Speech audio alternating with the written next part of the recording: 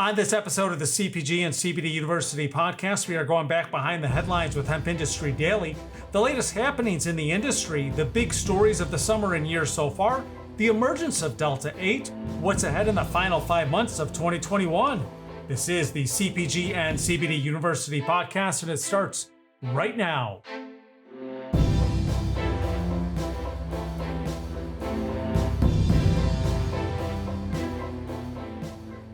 I'm Joe Augustinelli, host of the CPG and CBD University podcast. And if you are a returning listener, we welcome you back to our podcast.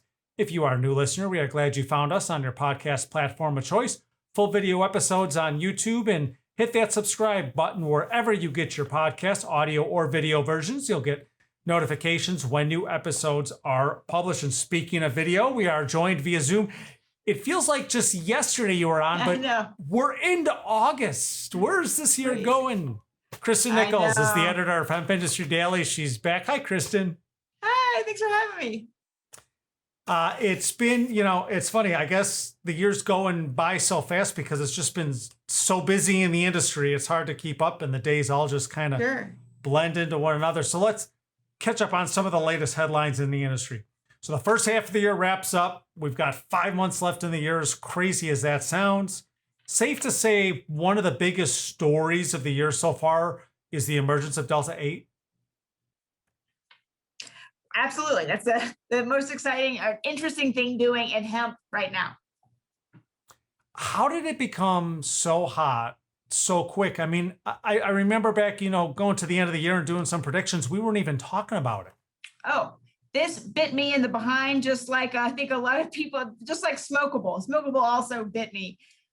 I didn't see this coming. I would say there are two main factors driving the trend. One, a lot of folks have CBD they can't sell, or prices have gotten to a point where it's not worth selling. Prices getting so low, looking for a way. And then there's this other trend of something called color remediation, where you process an extract to get the gunk out of it, maybe chlorophyll, maybe some fatty lipids or waxes that are in the plant. And then folks, it's getting cheaper, this color remediation. And then folks discovering when they did it, hey, this might not be CBD anymore. This looks like a different kind of isomer of Delta 9 THC without getting too sciencey.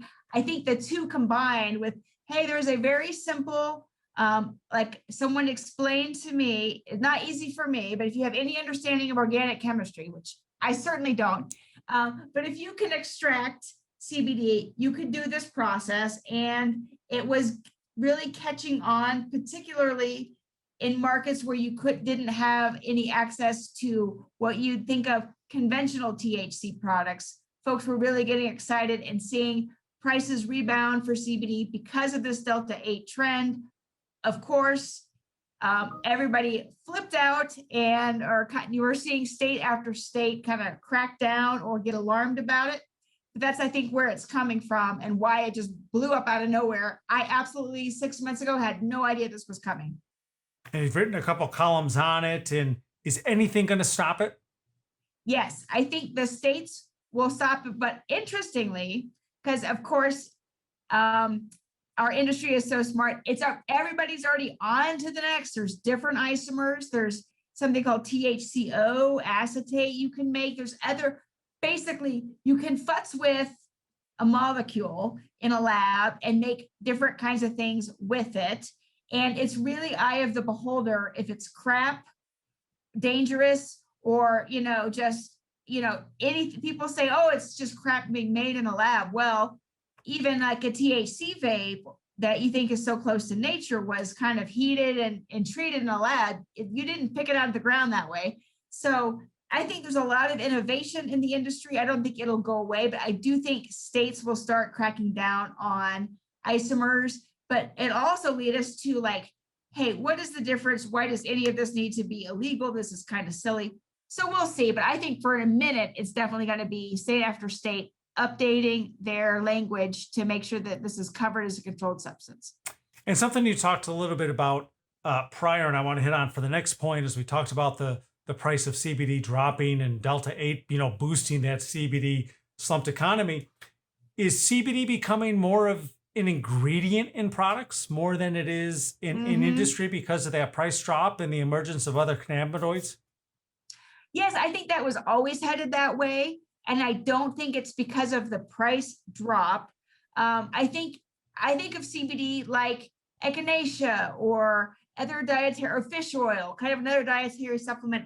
It's itself, if you need if you have certain medical conditions that it can't treat, then we'll see people taking it as the star of the show. But I think a lot of people want it incorporated in an overall wellness because CBD, and this is a good thing, because CBD isn't very strong, potent change. It really feels, people feel like it helps me, but no one feels like I'm a different person. For that reason, I can see it being an element as an ingredient, but you're way closer to it than I am here. What do you think?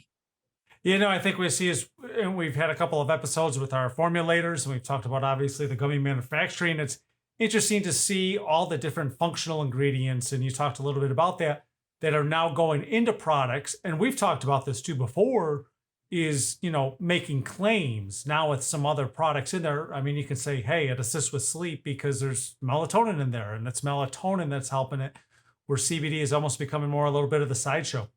Hmm. And another interesting point, at the early days, there was so little that we knew about CBD. We still have a big questions, but we're knowing more. The next frontier that is still just very few people have much understanding is blending. We had as we talked to, like, a compounding chemist who says, a lot of other dietary supplements, it does this when it's by itself, but when you add it to, turmeric or something else, it can function differently in your body. So there's a lot to discover about what is, if something is good and you add CBD, is it better? We don't know. So I think that's kind of the next frontier. And something we've talked about in the past, and we've seen it throughout this first half of the year, is the consolidation in the industry. We've seen a lot of Hmm. these CBD companies not only merge or be bought out, but also expand into other areas outside of CBD into the health and wellness products. Is that something you see carrying Yep. on? I think that's going to continue. A big operator is Neptune in Canada. They do not just CBD, not just nutraceutical. They make granola and all kinds of health and wellness products. And I can see CBD being like in a larger suite for an overall health and wellness company. And when you think of it as an ingredient, are you, if I have a business, are you making cosmetics, and there's an element there? Are you making food? Are you making, again, dietary supplements? Are you making intoxicants that are like party drinks? So I can see it being like, okay, if I'm making party seltzers, I want to, an alcohol seltzer and a CBD seltzer and a THC seltzer. And where does everything fit in? And maybe CBD plays no role because that's not really a party element. So I really think what you're hitting on it, that folks are going to start incorporating it into a larger business scheme that fits what the market that they're aiming for. We've talked a lot about regulation so far in 2021, not only on the CBD front, but we talked a little bit about there on the Delta 8 front, kind of that same path where it's almost state by state because we still have no guidance. On the episode previous to yours, we welcomed Michael Patterson, who talked a little bit about the recent Hemp Leaders Coalition Summit and some regulation. We've seen Senator Chuck Schumer pass some legislation through, or at least propose it. Any hint as to what's going to happen? Are we going to see something by the end of the year, or are we looking for 2022 in the industry from the FDA and maybe even congressional action? No way this year, very unlikely next year, in my opinion. It's interesting. I think that change moves slower than people would like. We're seeing increasing interest. So let's just imagine any big social change. And I do think that drug legalization or rethinking drug policy is kind of a social change. It starts in some states, and then other states that said, oh, we'll never do that. Well, fast forward a few years, then they start looking at it. Then Congress starts to look at it. If you are an old timer in cannabis policy, you would say even having someone return your phone call in Congress, much less put their name on a bill, much less the head of a Democratic or Republican majority leader put their name on a bill. And even to have hearings just this month, or in July, the House approved a rider on an appropriations bill. Again, this is super wonky, boring stuff. But the thing to reevaluate why we as a country decide that below 0.3% THC is legal, and why do we pick that number? And this is illegal, kind of to rethink the Controlled Substances Act. So this stuff simmers, and and now I think what's so interesting and exciting is that now the debate is how to legalize. What should the tax be? What should the social equity measures in there be? It's going to happen. I do think, back to your earlier point, I do think this year, no way. I think 2022 is still really optimistic. Just also in the last few days, this group, the Consumer Products Association, which includes CPG companies like Coca-Cola, Pepsi, and Kellogg, basically wrote another letter. We're seeing everybody write letters, wrote another letter asking the FDA to regulate. Here's my skepticism on the FDA. This agency was created over 100 years ago, with the whole reason for the agency is to take politics out of approving this, that, or the other, to say, okay, it shouldn't be up to politicians and people in business what is healthy to eat, because this really should be for the scientists to decide. We really need to take Congress out of it and take business and politics out of this stuff. So there's going to be, although I think tomorrow Congress would vote to make FDA set some regulations, I do think at the same time, there's just still like this real hesitancy to make FDA do something and say, okay, the role of the FDA is to go slow sometimes when it's annoying and to make sure things are safe. And I think even into 22 and possibly beyond, I think the FDA will be consumed still with pandemic response and not have, it's crazy to me that we're in August and there's still no permanent director of the FDA. Yeah. They're still under temporary, so I think their eyes are in a different direction. I think it's going to go slow, and I think there's going to be a lot of pressure to not pressure to avoid pressuring FDA on this. But I know everybody wants action tomorrow, but I think if I'm making business plans, I would not plan next quarter. I wouldn't plan next year. And as we head towards the next quarter, the final months of here, 2021, we'll talk about one of the bigger industry trade shows in just a bit, but the international focus, we're talking Canada, the European market, and now the newest contender, Mexico. Do these markets maybe provide promise for manufacturers? No. And what I say about that is it's interesting to see lots of nations looking at this. And again, like the progress is slow, but exciting. And almost every country thinks we'll be the exporter. We'll produce this and then send it to all you drug users, other places. We don't need this stuff ourselves. So right now in Canada, they've only sold about 20% of what that's crazy. Like imagine if you were made furniture and you only sold 1 in 5 couches, you wouldn't be in business for too long. So Mexico, as you pointed out, is really spiraling toward legalization. What that looks like is going to be something to see. Although I will tell you, if I'm a manufacturer or even a retailer, all my eyes are South Mexico and in Latin America. Just this last week, there was a story about rose producers in Ecuador pivoting to hemp because of low prices in ornamental cut flowers. The reason I'm saying I'd watch those markets is because think about when you go to the grocery store, walking through the produce section, you don't see a lot of stuff in the produce section that was grown in Canada, but half of what you're looking at in a produce section came from Mexico. Mm-hmm. they have a climate that is suited to growing this plant, very low labor costs, low land costs, low tax, really a perfect recipe for really competing against the US based producers. So I really, even though everyone says, oh, hold your horses on Mexico, I think, who knows how long that's going to take? Could be a couple years, but when it happens, will absolutely be disruptive. I think you're seeing, and I'm not sure what you're seeing in your area, but I think already, if I'm thinking of, let's say, building a big, huge $10 million greenhouse, or an enormous, thousands of acres in something, I'm really thinking, how long can I compete when there's going to be production, and if it will be legal to sell here from south of the border. So I think it could be very disruptive. And even though it's not going to happen this year, I think it's definitely needs to be on everybody's radar.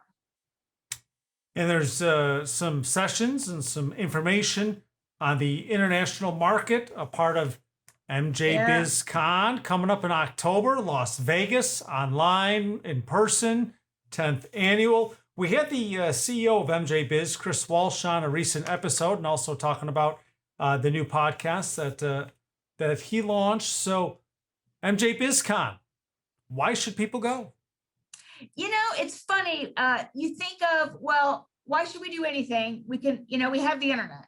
Let's just Zoom everything. And there really, though, is a difference in personal connection and seeing folks in person, which is why there exists a whole industry of conventions, conferences, and meetups.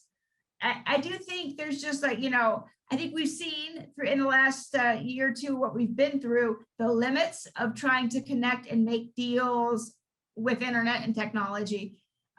So I think that's why I go, because there is a difference of making personal connections one-to-one. I think it's different in person, and I think there's a real thirst for that kind of interaction to get back to. And of course, because the journalists have a big say, the reason to go is that the content just is the best. Absolutely. And for more, and we'll certainly have more on that, but you can also visit www.hempindustrydaily.com. You'll see the links to MJBizCon. You can register right on the website. Coming up in Las Vegas in October, 10th annual. And the keynote speaker I saw was recently announced since we last talked to Chris, if I'm correct. It's exciting, What's funny, they say, they, again, like I was saying, that there were folks that wouldn't even answer the phone in Washington.